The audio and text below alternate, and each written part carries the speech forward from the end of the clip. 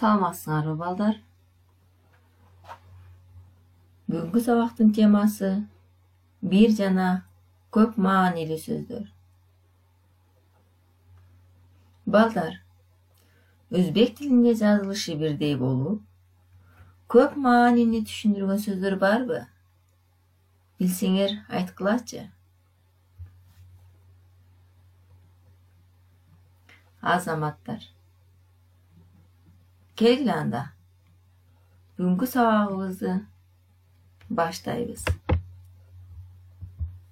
Эмесе балдар, бүгүнкү сабагыбызды баштайбыз.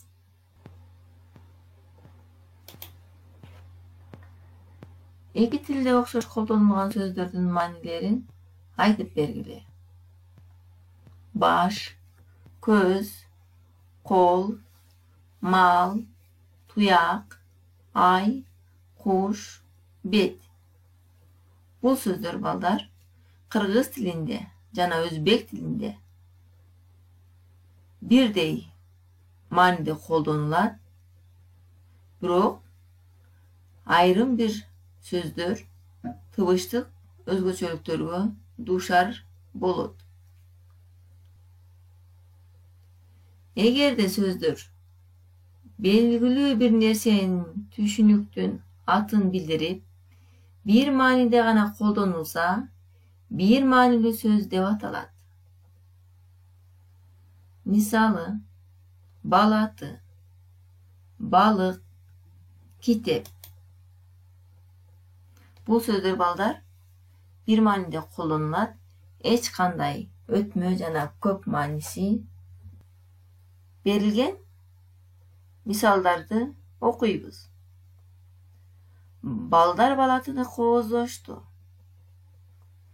Балык кургакчылыкта жашай албайт.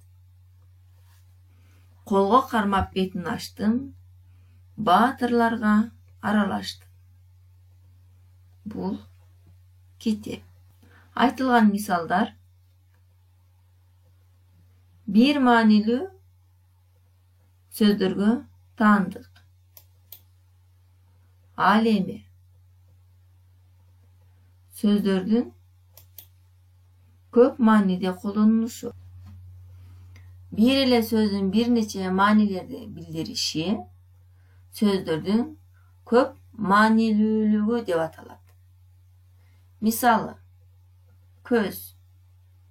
Бул көрүү органы, шакектин көзү, коржундун көзү. Кол. Кайсы бир документке кол коюу. Кол бул мүчө жана кол топтоо, күч топтоо. Борбор. Борбор шаар, райондук борбор, айлананын борбору. Бул сөздөр балдар көп маанилүү сөздөр. Жазылышы бирдей, бирок көп маанини туюндуручу сөздөр. Эмесе берилген көнүгүүнү аткарабыз. Көп чекиттин ордун толуктагыла. Төмөндө колдонулган сөздөрдү коюу менен көп чекиттин ордун толуктап жазабыз. Үйдүн таза, кооз жана көрктүү. Эл өнөркенчи. Чымчыктар бир сааттын эле көптөгөн курт кумурскаларды жоготот. Жаштар азыр жазышпай калышты. Чоочун кишиге сырыңды билгизбей,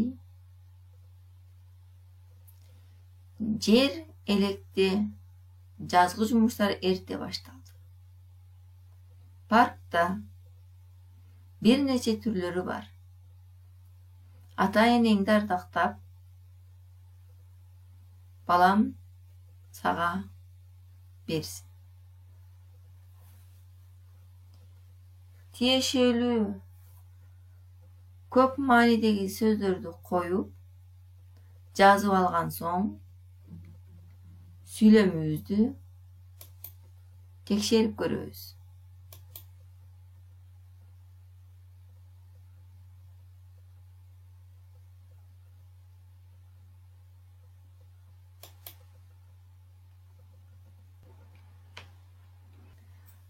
Сүйлөмдөрдү текшерип алган соң сабагыбыздын кийинки бөлүгүн аткарып көрөлүчү балдар. Ар түрдүү ыкмаларды, формаларды колдонуп, бул схемада балдар өзүбүзгө жакын, өзүбүз жакшы түшүнгөн бир сөздү алып пайдаланабыз. Түйүндүү сөздү жазабыз, анын сүрөттөрүн тартабыз, символдоштурабыз жана ошол эле сөзгө кыскача сүйлөм түзөбүз. Албетте бизге көп убакыт коротулбайт. Андыктан жазып бүткөн соң ар бириңер менин өздүк баракчама жүктөгөндү эсиңерден чыгарбагыла. Кийинки тапшырма бөлүгүнө көңүл бөлсөк. Калем сап дептериңерди алып, тапшырманы жазып, жакшылап түшүнүп алгыла. Тапшырма сөздөрдүн маанилерин жазып, таблицаны толтургула. Берилген сөздөр: жер, иин, шам, жол, туяк. Таблицанын кийинки боштугуна сөздөрдүн көп маанилүүлүгүн жазабыз. Үлгү катары туяк деген сөздү түшүндүрүп кетсем, туяк атадан калган уул. Дагы бир мааниси малдын туягы. Калган сөздөрдү дал ушундай кылып өз алдыбызча иштей баштайбыз. Кийинки сабактан көрүшкөнгө чейин саламатта болгула.